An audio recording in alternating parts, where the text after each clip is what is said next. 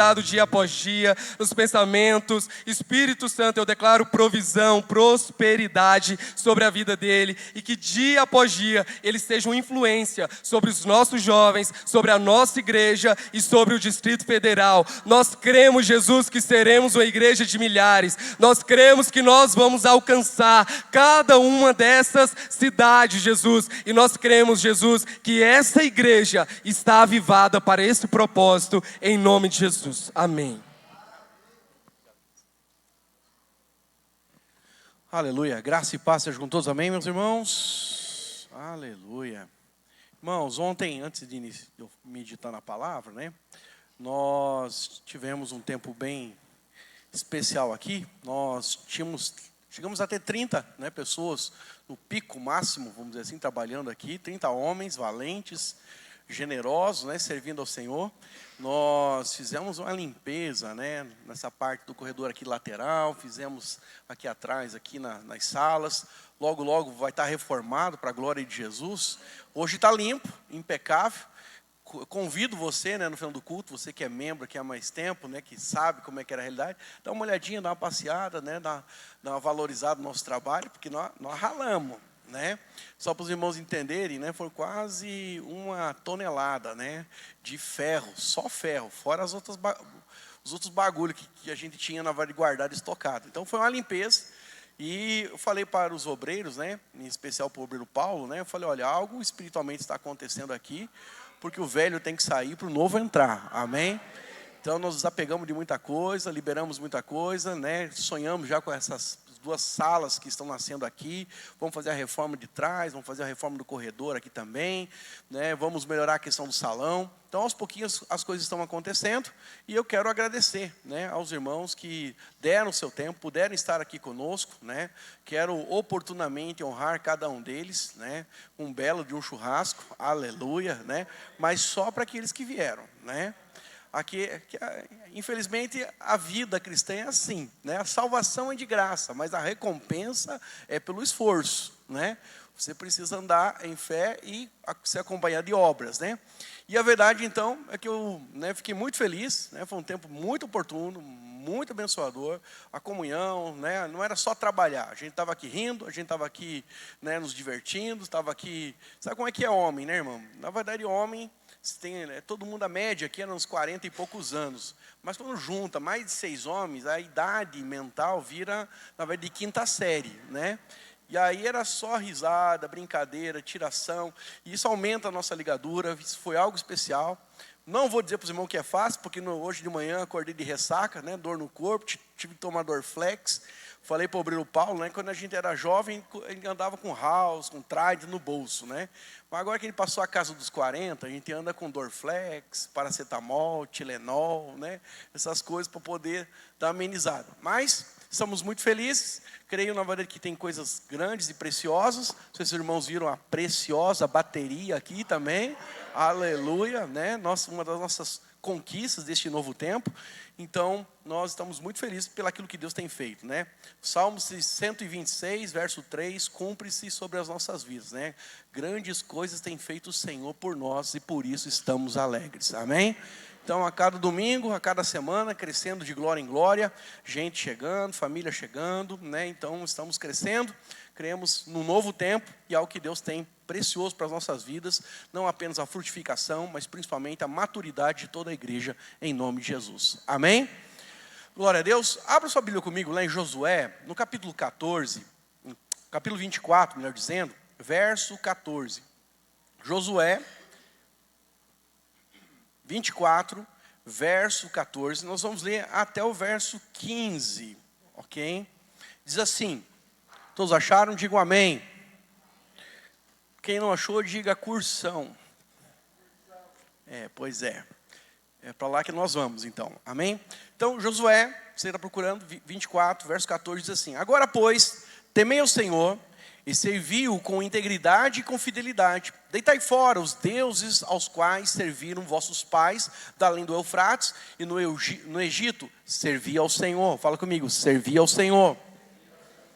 Porém, o que vos parece O que se vos parece mal servir ao Senhor, escolhi hoje a quem sirvais, se aos deuses a quem serviram os vossos pais, que estavam da além do Eufrates, e aos deuses dos amorreus, em cuja terra habitais. Eu e minha casa serviremos ao Senhor. Amém, irmãos? Então, eu quero falar com os irmãos hoje sobre o tema, o que dirige a sua vida. A verdade é que todo indivíduo, irmãos, ele tem a vida dirigida por algo. Talvez você não perceba, mas às vezes, né, nós falamos que servimos a Deus em princípio, mas nos fatos ou na realidade, o nosso coração às vezes pode estar seduzido, pode estar enganado. O diabo, ele é o pai da mentira, né, e ele trabalha então com a dúvida, e ele vai de alguma forma enredando e desviando você do caminho. A verdade é que alguns falam que o diabo, ele quer tirar você da igreja. A verdade é que, para ser bem sincero, o diabo não quer tirar ninguém da igreja.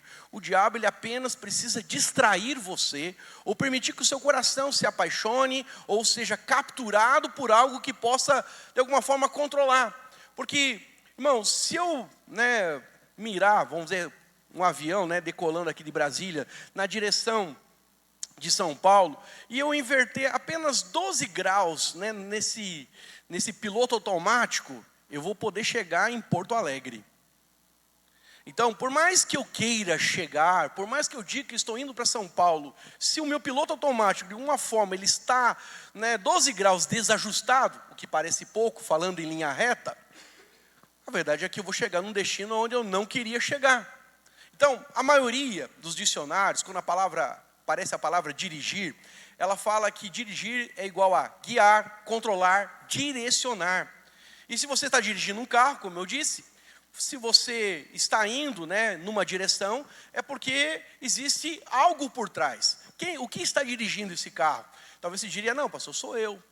Não, pastor, é o endereço. Não, mais o que você atrás desse volante, mais o que você atrás do endereço, e na direção do endereço, existe uma motivação. Qual é a motivação? A motivação pode ser a questão, eu vou lá visitar meus pais. Então o endereço é só consequência. Dirigir o carro é apenas consequência. Então, irmãos, a obra do Espírito Santo em nossas vidas é trazer luz sobre quais são as nossas motivações, a fim que nós possamos corrigir se elas estão erradas, ou pelo menos, se nós temos as motivações corretas, nós tenhamos convicções ao ponto de jamais alterarmos o nosso propósito, a nossa direção, a nossa missão. Então, qual é a força que dirige a sua vida? Aqui eu começo com a palavra, a fim de trazer reflexão a mim, a você, a nós como igreja. Então, nesse exato momento, você pode estar sendo dirigido por um problema, na verdade, financeiro, uma pressão de um prazo limitado. Outros podem estar sendo dirigidos por uma lembrança dolorosa. Outros podem ser a questão de um temor, de algo pungente, de algo que pode ser descoberto, é escravo de um segredo. Às vezes existe uma crença inconsciente. Então existem centenas de circunstâncias, valores, e eu diria até mesmo emoções, que podem dirigir as nossas vidas. Mas eu quero listar aqui com você as 5 principais, ou as mais comuns, diria eu, que podem estar dirigindo a sua vida, a fim de te ajudar, e você possa perceber isso e corrigir. Amém? A primeira seria, na verdade, culpa. Fala comigo, culpa. Muitos são dirigidos pela culpa. E tais pessoas, a vida delas é uma busca por tentar ocultar a vergonha, ocultar algo que aconteceu, algo que ela não se perdoa. E pessoas que são movidas por culpa, irmãos, elas são dirigidas, sem que elas possam perceber. E a verdade é que elas passam a ser manipuladas por essas lembranças do passado. Então elas não permitem que, promessas ou até mesmo a fé em Cristo Jesus, a liberte. Ela fala, não, eu creio em Jesus como Senhor e Salvador, mas ela não consegue se apropriar daquilo que Deus tem para a vida dela. Conheci uma moça, uma irmã, casada já há uns 10 anos, e ela sofria muito no casamento.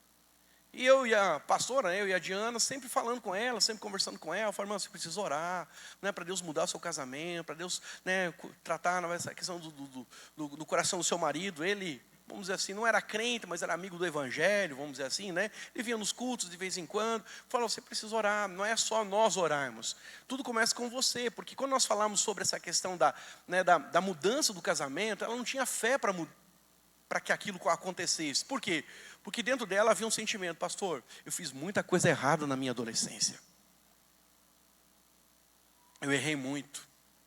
Eu me prostituí, eu isso, eu aquilo, fui rebelde com os meus pais, não ouvi, casei contrário à vontade dos meus pais para o casamento, não ouvi, né, meus irmãos e casei. Agora o que eu estou sofrendo é apenas, ela dizia, consequência. Irmãos, Deus pode mudar toda e qualquer circunstância em nossas vidas. Mas tudo passa por você se apropriar da palavra de Deus. Para Deus não há impossíveis.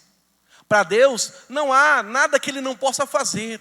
Mas se nós estamos muitas vezes bloqueados com a nossa fé, com o nosso coração às vezes travado, acreditando que aquilo não é para nós, ou acreditando que aquilo não é possível Deus usar a meu favor aquelas circunstâncias, porque eu fiz algo no passado, algo, né, que vem à memória. O diabo ele vive trabalhando muitas vezes para que você possa, sabe,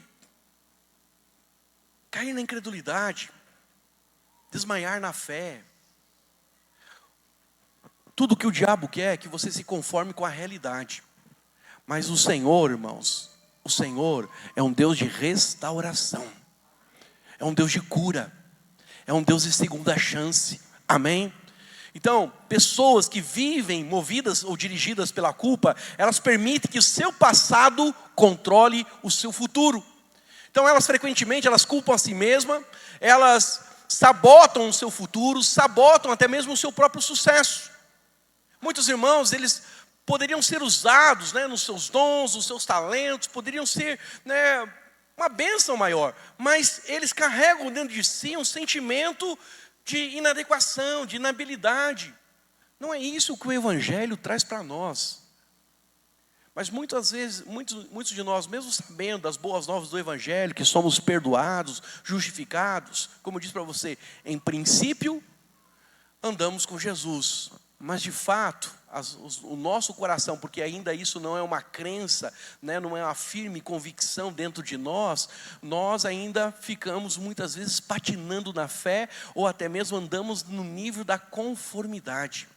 E aí, irmãos, quem anda movido pela culpa, ele faz como Caim, né? Caim, quando ele peca, a sua culpa, né, faz com que ele saia da presença de Deus. E quando ele sai da presença de Deus, ele torna-se um fugitivo, errante pelo mundo. E isso descreve a maioria das pessoas que acabam fugindo, né? Às vezes aparece uma oportunidade, aparece uma situação, né? Deus dá uma palavra, Deus dá uma promessa, mas eles freiam porque eles carregam dentro de si um sentimento de inadequação. Para que você possa se apropriar de tudo aquilo que Deus tem para a sua vida, é necessário ter fé. Você precisa crer que aquilo que Deus fala é a verdade. É assim que a palavra de Deus funciona sobre as nossas vidas. Amém, irmãos? Então, algumas pessoas elas passam a perambular pela vida. Então nós, irmãos, somos produto do nosso passado. Mas nós não temos que ser prisioneiros daquilo que fizemos, daquilo que experimentamos, daquilo que aconteceu, ou até mesmo das nossas escolhas erradas. Muito pelo contrário, a palavra de Deus nos mostra que Deus tem o poder de transformar a maldição em bênção. Por mais que tenhamos escolhido coisas erradas, né? Uma outra vez, uma irmã, na verdade, ela acabou tendo, né, um relacionamento com um rapaz, e ela acabou engravidando desse rapaz, não casaram, e ela teve a experiência de ir para o encontro. Aceitou Jesus, estava lá uns 3 meses, 4 meses, e aí então ela achava que ela não podia ser feliz na questão do casamento pelas escolhas do seu passado. Mas está errado. Mas na conversa com ela chegava a crer, até mesmo porque ela é de uma família evangélica, muito legalista, ela acreditava que aquela criança, que foi fruto, na verdade, de uma escolha errada, de pecado, sim, era, na verdade, uma maldição. Meu filho é amaldiçoado, pastor. Olha, Deus ficou triste um dia na verdade do pecado, mas nunca, quando seu filho passou a existir, Deus deixou por um segundo de amá-lo. Amém, irmãos? A criança, ela não é culpada das escolhas dos pais. Isso já foi quebrado lá no Calvário. Amém, irmãos? O que nós entendemos é que sim, escolhas vão levar, na verdade, a termos, às vezes, certos tipos de experiências ou consequências. Mas, se confiarmos em Deus, Deus pode alterar a nossa história. Então você jamais deveria andar com a mochila cheia de culpa. Quem anda com culpa anda pesado. Veja, a palavra de Deus nos mostra que o propósito de Deus não pode ser restringido pelo nosso passado. Aonde está isso, pastor? É só você ler a história de um assassino chamado Moisés, que Deus transformou num grande líder do seu povo. Você vai pegar um homem covarde como Gideão, e Deus faz dele um homem corajoso e um herói usado com poder. Tem a história de um homicida que matava cristãos, e Deus o transforma em apóstolo da graça. Sabe, irmãos, Deus não está restringido ao seu passado. Você pode falar isso comigo? Deus não está restringido ao meu passado. Amém? Então, a verdade, irmãos, é que Deus é especialista em dar às pessoas um novo começo, uma nova chance. Sabe, a Bíblia diz: como é feliz o homem que tem as suas desobediências perdoadas e seus pecados cobertos. Então fala para o seu irmão: chuta toda a culpa. Fala assim, ó, a culpa é pesado e ela priva você de desfrutar do melhor do Senhor. Amém, irmãos? Olha para cá. Segunda coisa que pode estar dirigindo a sua vida. Então, se você anda debaixo da culpa, aqui é o lugar certo que você vem nessa noite, que você vai abandonar essa mochila aqui. Amém, irmão? Amém? A segunda coisa que pode estar controlando a vida de alguns, ou que controla a maioria da vida das pessoas, é o sentimento, na verdade, de rancor ou de raiva. Da onde vem o rancor e a raiva na maioria das pessoas, irmãos? Elas se apegam a mágoas, elas foram machucadas. Pessoas traíram, pessoas falharam, pessoas foram desleais com elas, e as pessoas, uma vez que elas foram traídas, machucadas, elas não conseguem superar aquilo que aconteceu com elas. Então, em vez de se aliviarem a sua dor através do perdão, elas continuam a reviver na sua mente, elas passam a meditar ali na sua mente aquilo que, fizeram com ela, mas não poderiam ter feito isso. Jamais, na verdade, poderiam ter feito isso. Eu não faria isso. Como é que fulano teve coragem de fazer isso? E ela fica remoendo. Esse remoer dia e noite, que algumas pessoas ficam, tá lá lavando louça, tá dirigindo o carro, tá na linha, tá lá na fábrica, tá no escritório, tá lá trabalhando no hospital. O que acontece com ela? Ela fica lembrando, vira e mexe, vem flashes na sua cabeça, tudo lembra a pessoa. O diabo tira vantagem, elimina a sua fé, ele faz com que você, em vez de crer no poder de Deus para mudar a circunstância, você se apegue a isso e você caia na vitimização. Olha para cá, irmão. Não existe vítima. Vou repetir para você. Não existe vítima. Porque o salário do pecado é Então todos nós merecíamos a morte. Instantaneamente. Viver cada dia é uma graça abundante da parte de Deus para as nossas vidas. Amém? Então você acordar todos os dias, ter saúde, ter o que comer, ter o que vestir, ter o que beber, estar aqui, receber a Cristo, é uma bênção. Amém, irmãos? Segunda situação, o mundo, ele na verdade é injusto. Mas as pessoas que são vítimas, elas ficam pensando que sempre tudo na sua vida vai ter justiça. Não vai ter justiça. É por isso que a verdadeira fé cristã, ela é baseada em Deus e não em homens. Porque quando você olha para homens, você vai se decepcionar. Quando você faz as coisas para homens, eles nunca vão ter condições de te retribuir no mesmo nível que você fez. Então tira a esperança. Jeremias mesmo diz: maldito o homem que confia no homem. Essa palavra confiar no hebraico, ela está mal traduzida para o português. A melhor tradução seria: maldito o homem que estriba, que coloca a sua confiança no homem. Eu estou casado com a Diana, eu ando com o Cassie, tem que ter confiança. Amém, irmãos? Mas é quando a gente coloca a expectativa, a gente coloca ali, a gente estriba, a gente acha que aquela pessoa é Deus. Deus é o único que não falha. Todos os homens, infelizmente, podem falhar, e a maioria eles vão falhar. Se você esperar a perfeição do seu marido, da sua esposa, filho, você está enrolado. Então, presta atenção.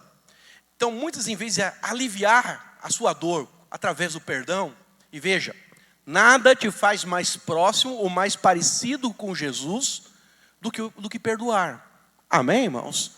Como assim, pastor? Vamos pensar. Jesus, na verdade, ele era santo. Amém, irmãos? Ele morreu no seu lugar e ele não tinha pecado. Ou seja, ele morreu em nosso lugar. Quem deveria estar lá na cruz era eu e você. Nós. Quando nós perdoamos, o Luiz fez algo para mim. O Luiz tirou um carro no meu nome, não pagou o carro, vai luxar, na verdade, lá no Nordeste, de férias, e eu estou pagando a prestação e eu fiquei com prejuízo. Eu tenho duas escolhas na vida. Ficar magoado ao ponto de não querer ver ele nem pintado de ouro. E a segunda é perdoar. Perdoar me faz igual a Cristo. Porque foi o que Cristo fez. Perdoar é dizer o seguinte: você fez o que era errado contra mim. Você me trouxe prejuízo. Eu estou assumindo o ônus da sua escolha. Mas filho, vai embora. O carro está quitado.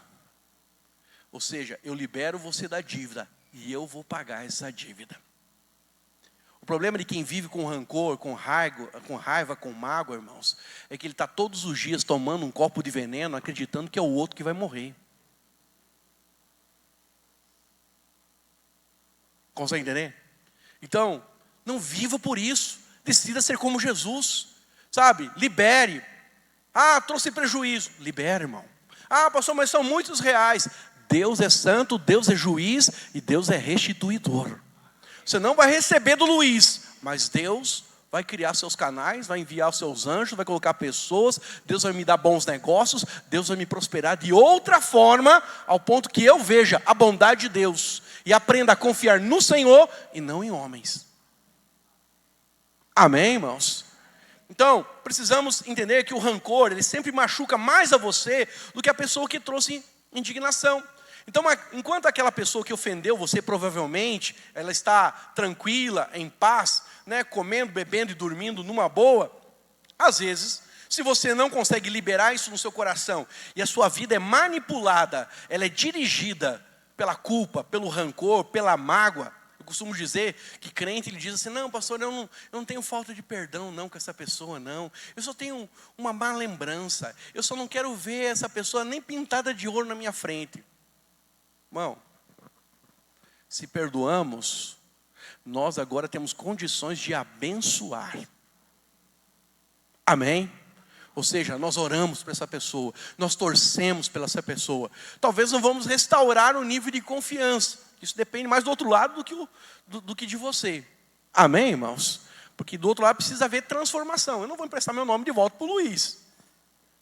Porque eu preciso ver que ele, foi transformado. Uma vez que ele deu provas de transformação, vi o Wagner emprestar o nome para ele e pagou, isso, uma vez que restaurou o relacionamento, talvez eu possa fazê-lo. Mas a melhor coisa que você faz é não emprestar para ninguém, amém? Para você não ficar magoado. Que nem eu falo o seguinte, irmão: para de vender Avon, para de vender Natura, Mary Kay para os irmãos aí, porque daí tem irmão que fica magoado. Aquela irmã não me deu os R$30. Presta atenção.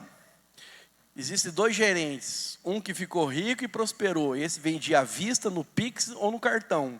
E existe também aquele que ficou pobre, falido e mal amado. Esse vendia fiado. Então pega a mensagem.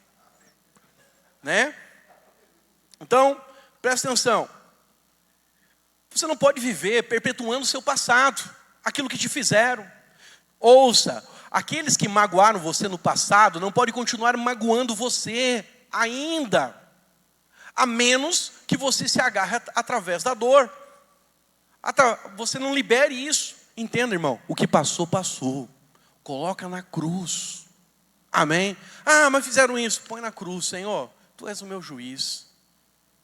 Ah, pastor, mas me abandonou. Pois é, coloca na cruz e vive vida nova. Porque os homens podem te abandonar, mas o Senhor nem por um segundo abandona você, filho. Então, para o seu próprio bem, aprenda a lidar com o passado e se afaste daquilo que continua te trazendo dor, tirando a sua fé, tirando a sua alegria. Porque tem irmãos que, como eles estão presos à sua amargura, né, à sua má lembrança, filho, eles não conseguem sorrir, eles não conseguem ter alegria. Por quê?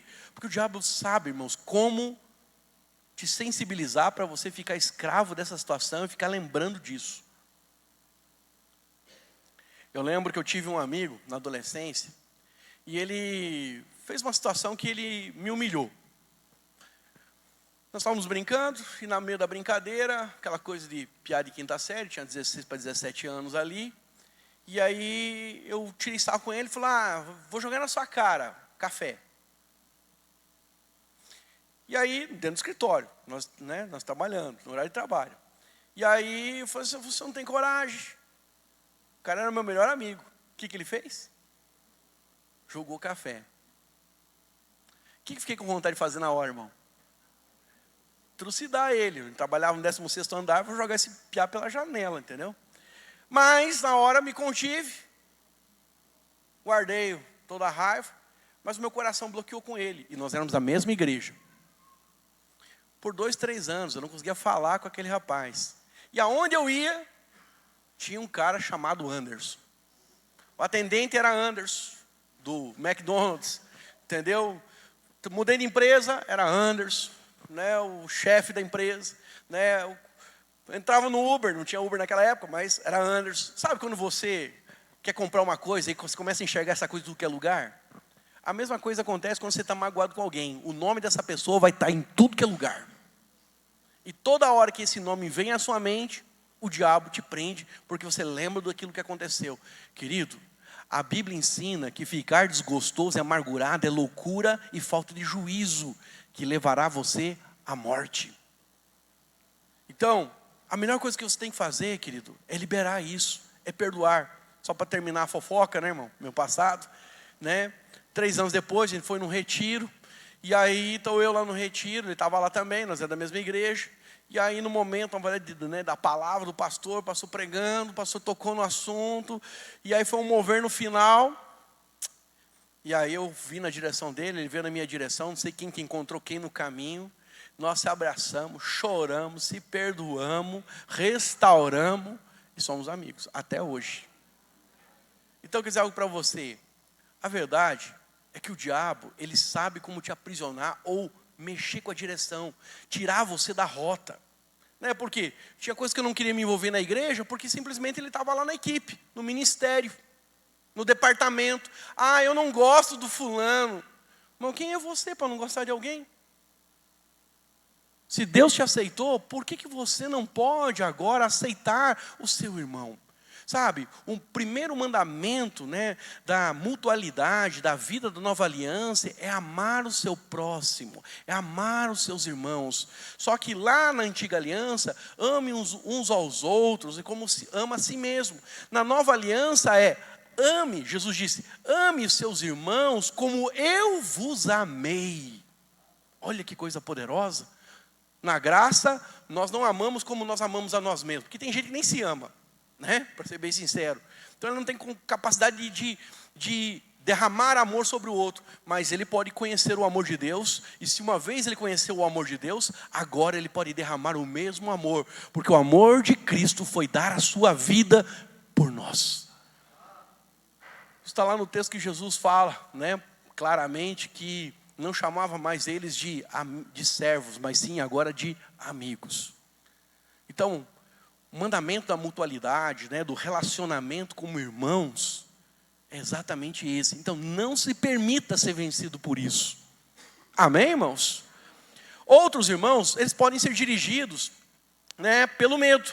Seus temores são provavelmente o resultado, às vezes, de experiências traumáticas, ou de expectativas ilusórias, onde eles foram frustrados, e aí cresceram e acabaram tornando-se pessoas medrosas. Há também aqueles que cresceram num lar extremamente severo, e com isso tinha uma educação de um pai, de uma mãe, que sempre gerava insegurança, que sempre cobrava, que sempre falava com autoridade, né? A criança fazia até xixi na calça, já ouvi histórias como essa, e aí por causa dessa severidade, tornou-se um adulto inseguro. É o homem que casa com a mulher, mas a mulher é que tem que decidir tudo. Termina o culto, aonde que nós vamos comer, amor? A esposa pergunta. Ah, não sei, amor, vê você. Não, mas eu quero que você escolha hoje. Ah, não sei. Ah, você, amor. Aí a mulher tem que escolher. Né, vamos reformar a casa? Ah, não sei, amor, o que você acha? Ah, não sei o quê. Ô, banana. O homem está na vida da mulher para ser cabeça, para proteger, para cobrir. Amém, irmão? Ah, mas eu tenho medo de ficar endividado. Pois é, irmão, mas é assim que a gente vence o medo, enfrentando ele. Porque coragem não é ausência de medo. Amém, irmãos? Coragem é você decidir enfrentar os seus medos e não se permitir ser dominado por eles. Então, a verdade é que às vezes essas pessoas crescem nesses lares e elas têm a sua vida tão controlada, então elas são inseguras. Insegura para tomar uma decisão, insegura para liderar, inseguro para poder tomar as rédeas da vida, né? E pior, a pessoa que anda nessa situação, ela com frequência, ela também perde grandes oportunidades. Ela perde oportunidades.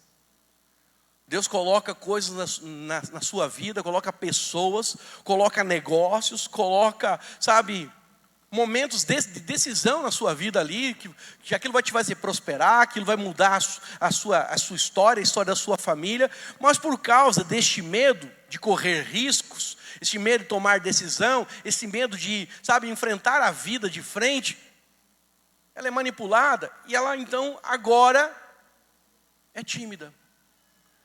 Então, a verdade é que nós, irmãos, nós recebemos do Espírito Santo um espírito de ousadia.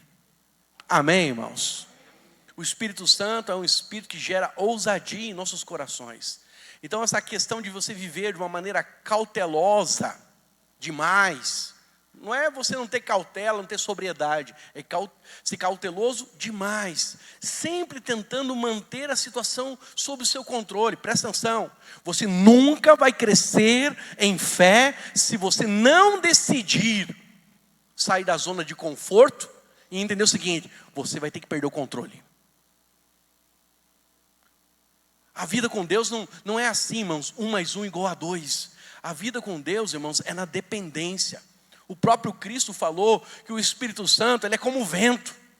Ele vem para um lado, vai para o outro, ninguém sabe para onde ele vai, porque a vida do homem que vive no Espírito é assim. Ele vive, sabe, sendo sensível ao Senhor. E os caminhos de Deus às vezes podem parecer loucura. Mas tenha certeza, se você está ouvindo a voz de Deus, está ouvindo a voz do Espírito Santo, não tenha dúvida, Deus sempre vai escolher o melhor, como Ele vai produzir o melhor para você ali, naquela circunstância. Por isso jamais deveríamos ter medo. Então o medo é a autoimposição de um cárcere, onde nós às vezes estamos nos sentindo impedidos, sabe, de nos tornar tudo aquilo que Deus deseja fazer em nossas vidas. Então, você tem que agir. Você não pode permitir que o medo controle a sua vida. Você não pode permitir que o medo, sabe, ele tome as escolhas. Não, querido, está com medo, vai orar. Deus, me dá uma palavra. Deus, me dá uma firme convicção. Senhor, usa pessoas, usa, na verdade, né, pessoas que eu confio para me aconselhar. Mas, Senhor, eu não vou ficar travado nisso. Eu decido servir ao Senhor. Eu decido perder o controle da minha vida e deixar que o Senhor é aquele que vai controlar. Amém, irmãos? Então, muitas vezes, nós até esquecemos aquilo que a palavra de Deus mesmo diz. A Bíblia diz que no amor não há medo. Aquele que está aperfeiçoado em amor, ele não anda no medo. Ao contrário, diz a Bíblia, o perfeito amor expulsa o medo, porque o medo supõe castigo. Mas aquele que tem medo não está aperfeiçoado em amor. Então, querido, a maneira de você vencer o medo é você conhecer mais do amor de Deus. ter a palavra de Deus com uma firme convicção. Porque quando a palavra ela torna-se uma convicção dentro de você, irmão, pode bater vento, pode na verdade agitar o mar, pode parecer que a coisa vai pegar fogo, mas eu tenho uma firme convicção, Deus não vai me desamparar. Então, a vida do homem de Deus, ela é uma vida segura. É isso que Deus quer produzir. Irmãos, a vida, ela tem muitos dissabores. Jesus mesmo disse que neste mundo nós teríamos muitas aflições. Mas a vontade de Deus é preparar você para enfrentar cada uma dessas dificuldades e você poder vencer. Outros são dirigidos pelo materialismo. Tem gente que a vida dele, a motivação dele, é o seu desejo de adquirir, se tornar cada dia mais rico, próspero, tem mais coisas na sua vida. O seu impulso sempre baseia-se em ter mais. Mas olha para cá, esse é um conceito errado, ou errôneo. Por quê? A verdade é que ter mais não fará você mais feliz, nem mais protegido, e nem mais importante. Quem tem a sua vida dirigida pelo materialismo, ele quer ter mais para se sentir seguro, se sentir importante, respeitado, quer na família, quer no seio onde ele vive, ou até mesmo feliz. Mas esses pensamentos são falsos, posses, trazem felicidade apenas temporária. Uma coisa que, uma vez que as coisas não se modificam, acabamos muitas vezes entediados com aquilo que temos, e aí temos que querer coisas novas, maiores e até mesmo melhores. Então, esse é um mito, uma concepção errada, que se você possuir mais, você vai ser mais feliz, você vai estar seguro, você vai se sentir mais importante, as pessoas vão te respeitar mais. Não, isso é errado. Salomão, ele concluiu isso lá no livro de Eclesiastes. Salomão, você sabe que ele foi um homem sábio, que temeu a Deus, nos primeiros anos do seu ministério, mas como ele cresceu em sabedoria, ele foi meio que tropeçando, ele foi fazendo alianças com outros povos, os outros homens, outros reis que foram dando suas filhas. As filhas desses reis vinham morar no seu palácio, e aí então ela traziam os seus deuses, traziam a sua religião. E aí então ele, seduzido por essas influências, ele perdeu o coração. E aí ele escreve Eclesiastes, não sei se você já leu, mas é um livro importante para você ler e meditar. Ele escreve Eclesiastes dentro de uma ótica. Ele busca, satisfação. Ele busca sentimento de significado. Ele busca propósito. No primeiro capítulo, ele discorre sobre esse anseio que ele tem, mas no segundo capítulo, ele coloca isso na bebida, na comida. No terceiro e quarto capítulo, ele fala das mulheres, depois das riquezas, depois ele busca na sabedoria, no estudo, até que chega no capítulo 12, se você é um crente velho, você vai lembrar disso. O capítulo 12 diz lá, ele começa o capítulo concluindo, que é a conclusão de tudo aquilo que ele viveu nos seus 40 anos de ministério, 40 anos de reinado, ele está no final da sua vida, e ele fala, jovem, lembra-te do Senhor nos dias da sua mocidade. Por quê? Porque ele conclui que tudo aquilo que ele tentou buscar externo era vaidade, era vazio. A única coisa que pode te dar sentimento de significado, de significância, que pode sustentar você, filho, é Deus. Assim como uma luva foi criado, para que a mão a preenchesse, o homem foi criado para ser preenchido por Deus. O problema é que nós queremos preencher o nosso coração com as coisas desta terra e por isso nos sentimos vazios. Por isso nos sentimos sem direção. Por isso ficamos buscando perguntas. Por isso que vem as tempestades e nós muitas vezes fraquejamos. Temos medo da morte, temos medo de perder, as coisas, ou seja, das coisas saírem do nosso controle. Não, querido. A única suficiência chama-se Jesus. Deus deu Jesus para preencher o vazio do seu homem interior. As pessoas não vão te respeitar. Se te respeitarem por causa dos bens, acredite em mim, é falsidade. E eu já experimentei isso. Porque as pessoas estão atrás daquilo que nós podemos dar, ofertar, abençoar. Ou seja, elas não querem nós. Elas não amam a nós, elas amam aquilo que nós temos. E isso é horrível. Que todo ser humano quer ser amado pelaquilo que ele é, e não pelaquilo que ele tem. Porque quando você descobre que alguém ama você, pelaquilo que você tem, você se sente usado. Se casaria, ou se manteria casado, com um marido, com uma esposa que está casado porque tem um interesse que não é você? Jamais. A maioria das pessoas, elas vão pular fora. Então, eu diria para você, o seu valor não é determinado pelas posses. Deus deixa claro que a coisa mais valiosa na vida não são os bens. Na verdade, é a sua presença e o seu propósito em nossas vidas. Por último, muitos são conhecidos pela necessidade de aprovação.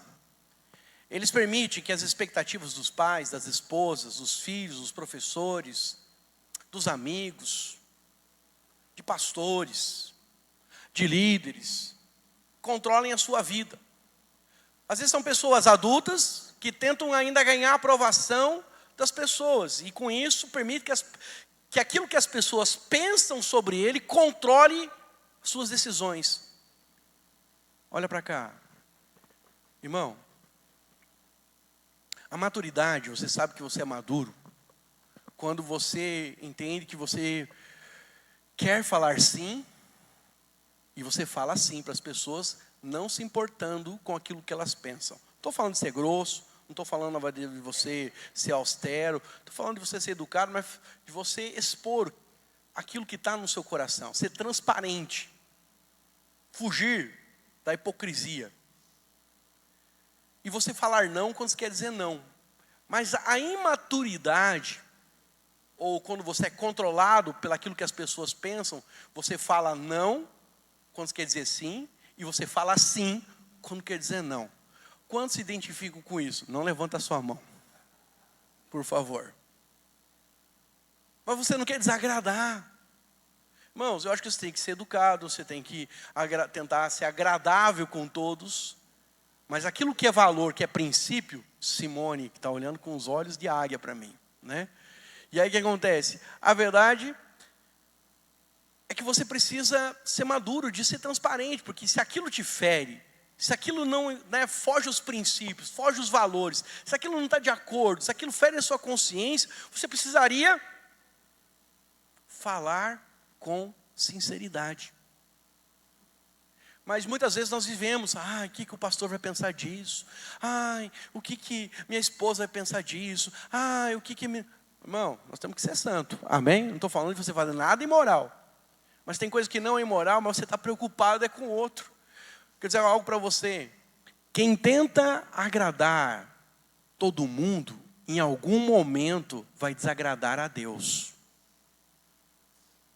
Porque as expectativas ou o desejo que a sua esposa, que seu marido, que o seu pastor, que seus filhos, que seus pais às vezes vão ter, são totalmente antagônicos, estão na contramão daquilo que Deus deseja para você. Olha para cá. Se tem algo que eu aprendi na vida, é que não é mais Jesus que estraga a nossa vida. O que estraga a nossa vida, o que traz consequências para a nossa vida é menos Jesus. Se você orar mais, tenho certeza que isso vai te abençoar mais. Se você conhecer mais o Senhor, isso vai te abençoar mais. Se você for um fominha de palavra, isso vai te dar muita sabedoria e vai te abençoar mais. Então não é mais Jesus que estraga a sua vida. O que estraga a sua vida é menos Jesus.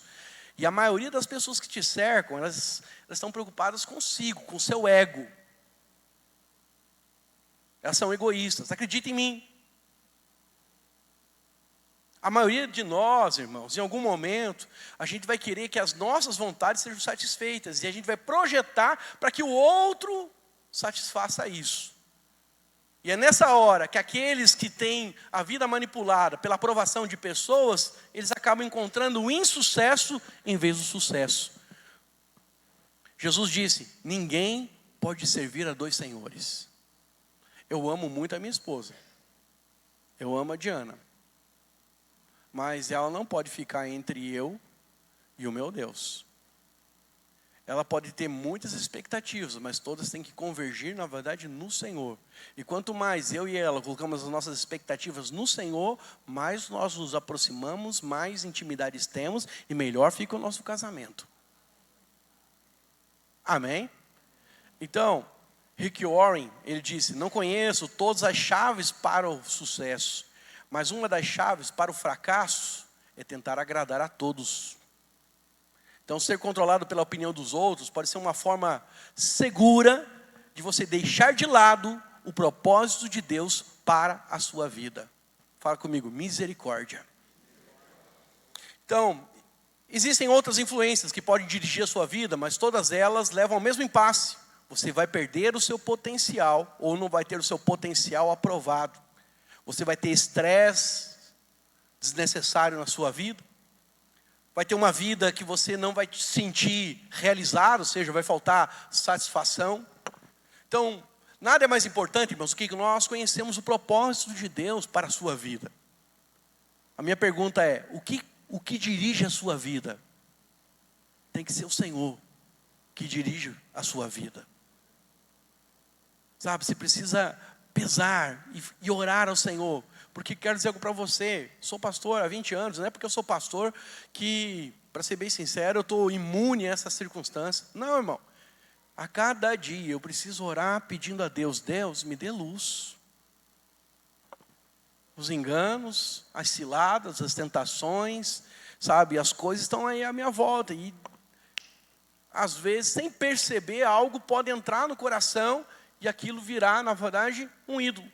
Então, Josué fala aqui nesse momento, Josué estava no final da sua história como líder de Israel ali. Ele chega para os líderes, chama eles e fala: olha, vocês precisam decidir hoje, a quem vocês vão servir? Aos deuses lá além do Eufrates, os deuses do Egito? Ou vocês vão servir ao Senhor? Escolham hoje, a quem vocês vão servir. Por que Josué estava falando isso, irmãos?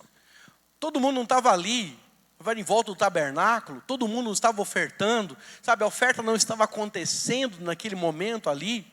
Estava, às 9 da manhã, às 3 da tarde, o sumo sacerdote estava sacrificando ovelhas, o culto a Deus estava ali acontecendo.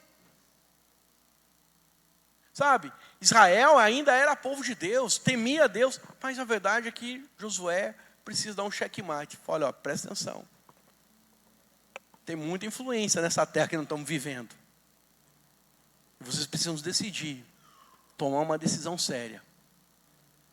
A minha palavra hoje, irmão, para mim, para você, para nós como igreja, ouvindo, na verdade, tantas coisas que tem ouvido, a fim de trazer cura para nós como igreja e todos caminharmos na mesma direção, com um único coração, com uma só mente, é que nós precisamos aliviar a nossa bagagem.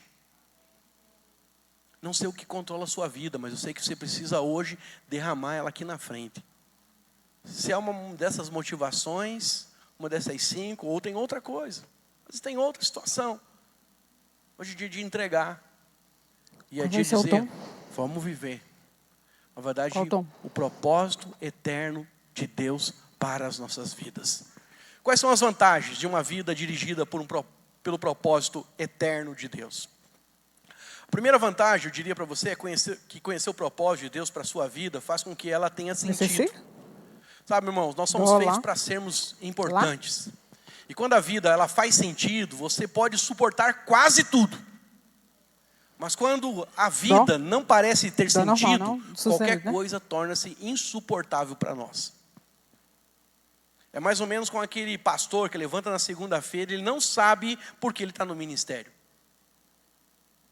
Ele só pensa que o propósito é pregar domingo à noite. Não, irmão. Se você não vai dar um líder que levanta de manhã e não sabe qual o propósito para a sua vida, liderar uma célula, ser pastor, liderar um povo, ser marido, pode tornar-se insuportável, dependendo da pressão. Então, eu quero dizer algo para você. Sem Deus, a vida, ela não tem nenhum propósito.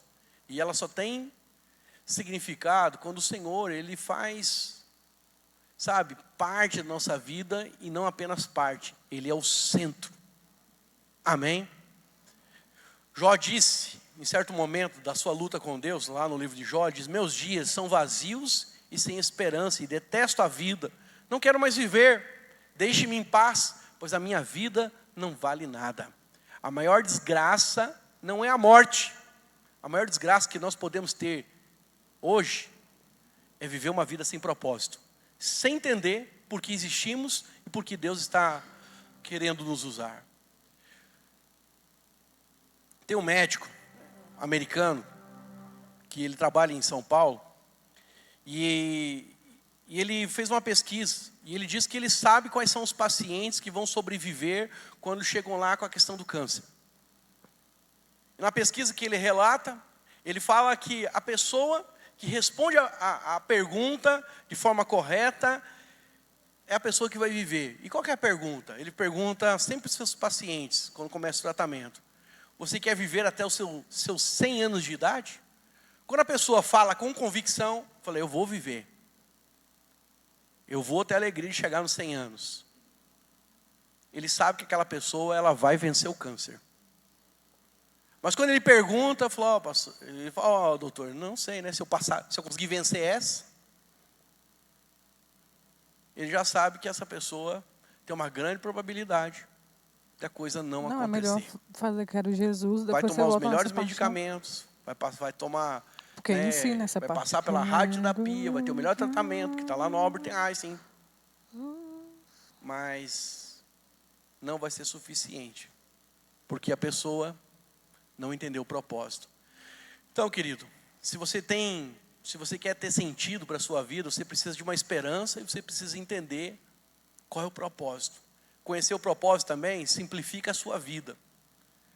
Sabe, o que define aquilo que você vai fazer, o que você não vai fazer, é quando você entende qual é o seu propósito. Estou aqui desde 8 de junho. Aí minha mãe está lá. Feriado, 7 de setembro, você vem aqui me visitar. Falo com ela quase, não todo dia, que é muita coisa, né? Mas uma vez por semana, normalmente eu falo com ela por vídeo, pelo menos. E aí o que acontece, irmãos? Ela quer que eu vá para lá. Mas quando eu decidi aceitar o meu chamado divino, vai para Brasília, eu sei que na verdade o meu propósito é estar aqui. E eu não posso me ausentar do propósito. Conheço pastores, amigos meus, que o cara é enviado para uma cidade, para Santana do Passa Quatro. Assume uma igreja boa, assume na Vila dos Irmãos, mas ele vive voltando para a cidade de Natal dele, para estar com os parentes, com os irmãos dele lá. Gente assim, está distraído, não entendeu o propósito. Quando você não tem propósito, irmãos, qualquer coisa tira você do foco. Qualquer coisa tira a sua consagração.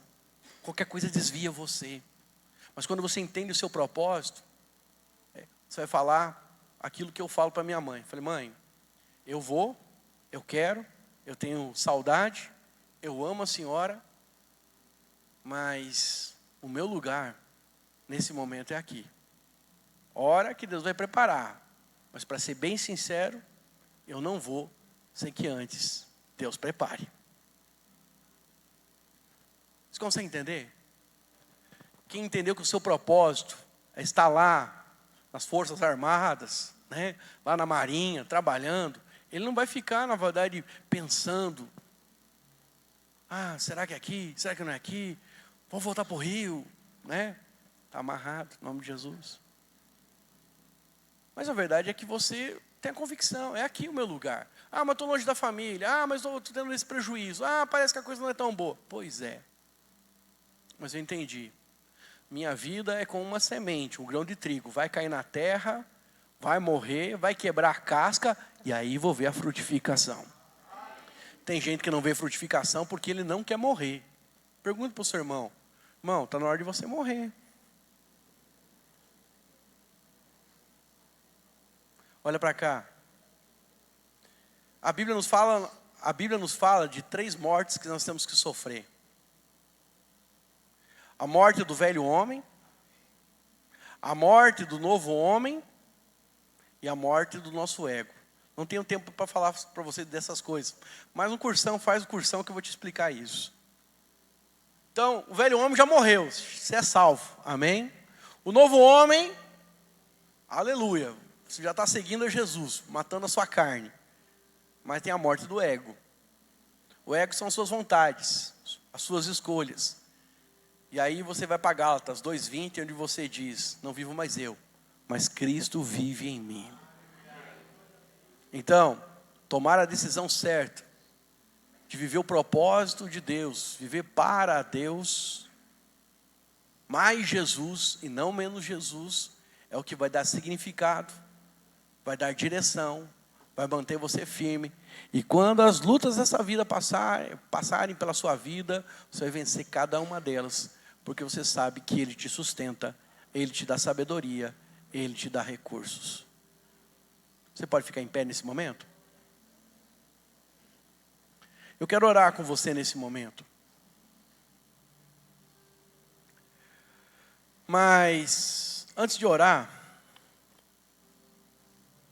eu quero que você pense comigo. O que está dirigindo a sua vida hoje, irmão? Nós estamos num começo de restauração, de recomeçar o nosso trabalho. Nossas células vão ser pujantes. Nossos encontros serão cheios. Nós vamos ver 2, 3 cultos aqui cheios.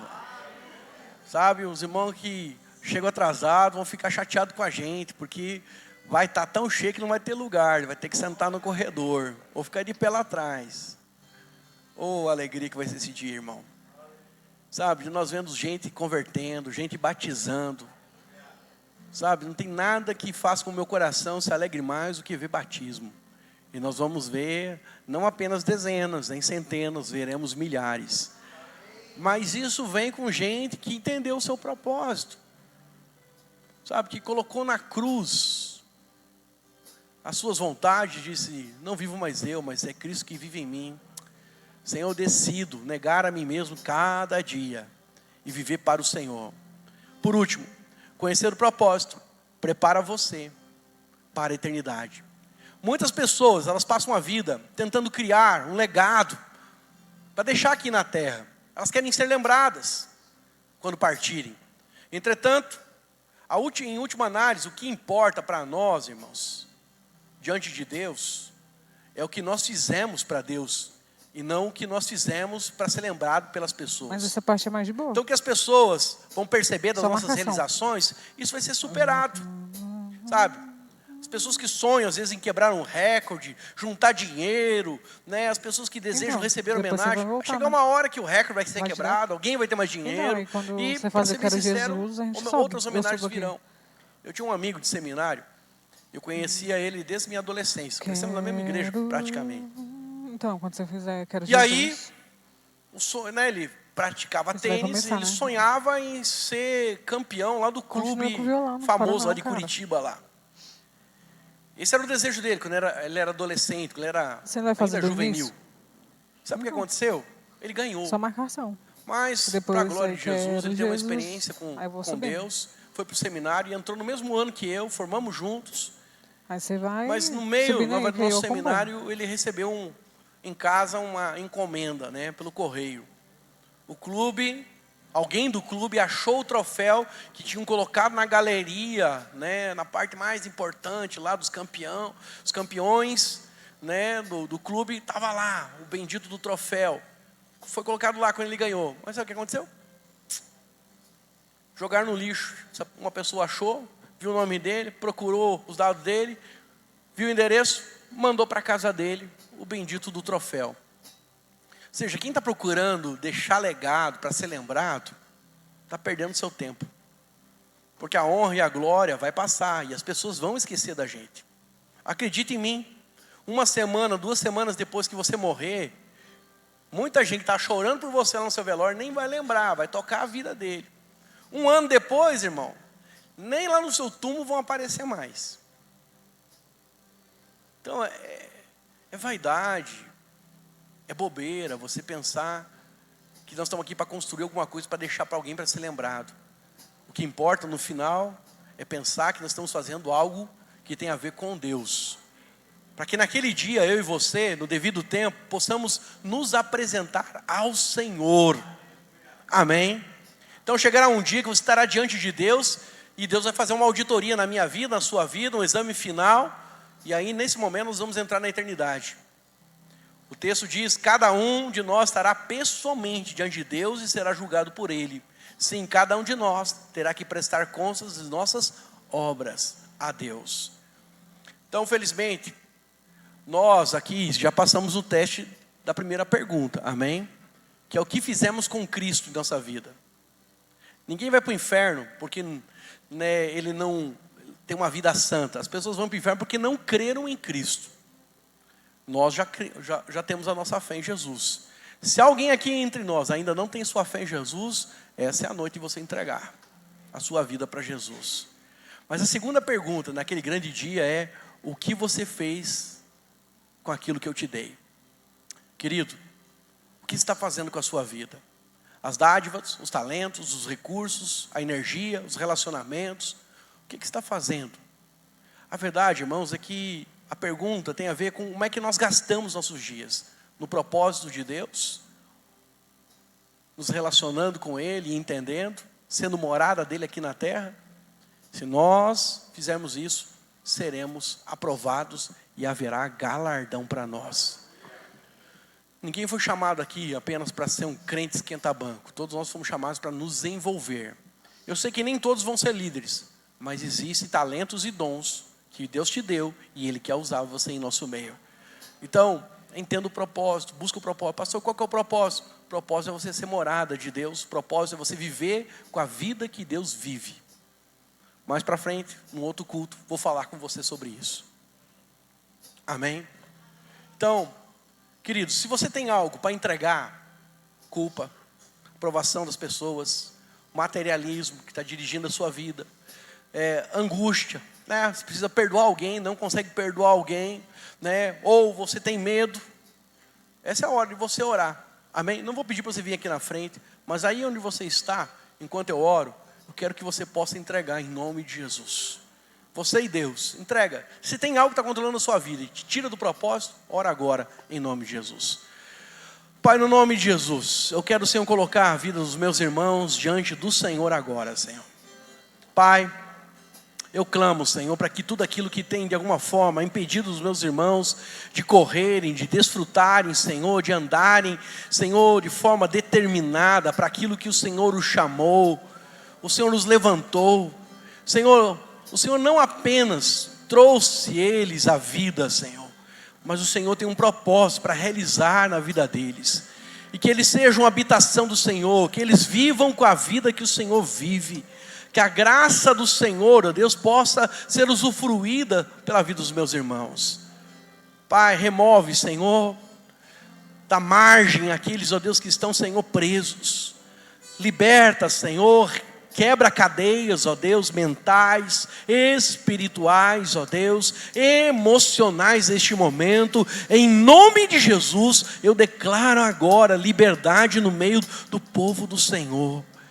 Pai, converte o nosso coração para viver apenas com expectativa no Senhor. Que o nosso coração cada dia seja mais seu, Senhor.